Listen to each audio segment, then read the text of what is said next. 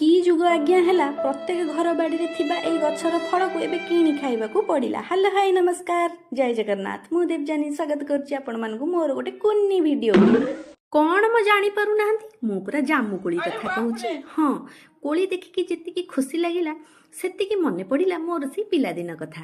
ଆଉ ଗୋଟେ କଥା ଜାଣିଛନ୍ତି, ଆପଣ କ'ଣ କୋଳି କିଣିକି ଆଣିବା ସାଙ୍ଗେ ସାଙ୍ଗେ ତାକୁ ଖାଇ ଦେଉଛନ୍ତି କି? ନାଇଁ, ତାକୁ ଆଗ ପରିଷ୍କାର କରିକି ଧୁଅନ୍ତୁ, ତାପରେ ଖାଇବେ। କାହିଁକି ନା କୋଳିକି ତ ଲୋକ ଗଛରୁ ତୋଳିକି ଆଣିକି ଦେଉନାହାନ୍ତି। କେତେ କୋଳି ତଳେ ପଡ଼ିଥିବ ଯାହାକୁ ସିଏ ଉଠେଇକି ବି ଆଣିକି ଦେଉଛନ୍ତି।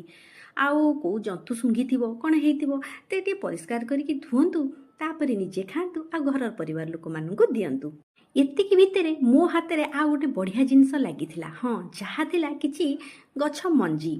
ପ୍ରତ୍ୟେକ ହାଟରୁ ନନ୍ଦବାବୁ କିଛି ନା କିଛି ମଞ୍ଜି ମୋ ପାଇଁ କିଣିକି ଆଣନ୍ତି। କିନ୍ତୁ ଅବଶୋଷ, ପଇସା ସିନା ଆମେ ନଗଦ ଦେଉ, ହେଲେ ମଞ୍ଜି ଗୁଡ଼ିକ ଆଜ୍ଞା ମାନେ 2-3 ବର୍ଷର ପାଉ, ଯେଉଁଥିପାଇଁକା ସେ ଗଛ ଗୁଡ଼ାକ ଉଠେ ହିଁ ନାହିଁ। କ'ଣ କରିବା? ଆଉ ଆଜି ଆଣିଥିଲେ ଦେଖନ୍ତୁ କିଛି ନୂଆ ଝୁଡ଼ଙ୍ଗ ମଞ୍ଜି। ଇଏ ପୁଣି ଗଛ ଝୁଡ଼ଙ୍ଗ, ଲଟା ନୁହେଁ। ଦେଖିବା ଉଠୁଛୁ କି ନାହିଁ। ଆଉ ଡେରି ନ କରିକି ସାଙ୍ଗେ ସାଙ୍ଗେ ଆଜ୍ଞା ଦୌଡ଼ିକି ଗଲି ଗୋଟି ଗୋଟି କରି ମଞ୍ଜି ସବୁ। ଆପଣମାନେ ଭାବୁଥିବେ ଏମିତି କେତେ ବଡ଼ ଜାଗା ଅଛି ଯେ ଏତେ ଗଛ ଲଗାଉଛନ୍ତି। ସତ କଥା ହେଲା, ଜାଗା ବେଶୀ ନାହିଁ, କିନ୍ତୁ ସମୟ ଆଜ୍ଞା ପ୍ରଚୁର ଅଛି। ସେଇ ସମୟ ଅତିବାହିତ ହେବା ପାଇଁ ମୁଁ ଗଛ ଲଗାଇବା ପାଇଁ ଭଲ ପାଏ।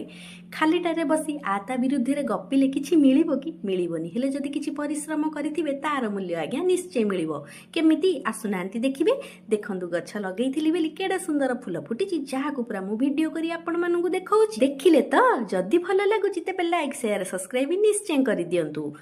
ତାପରେ କିଛି ଭେଣ୍ଡି ମଞ୍ଜି ଗ୍ରୋ ବ୍ୟାଗ୍ରେ ମଧ୍ୟ ପୋତି ଦେଇଥିଲି। ଗଛ ଉଠିଲେ ମୁଁ ଆପଣମାନଙ୍କୁ ନିଶ୍ଚୟ ଦେଖେଇବି। ଏତିକି ଭିତରେ ହାଲିଆ ହାଲି ନନ୍ଦବାବୁଙ୍କୁ କହିଲି ଗଛରୁ ତୋଳିଥିବା ପଣସଟିକୁ ଫଟେଇ ଦିଅ ବୋଲି।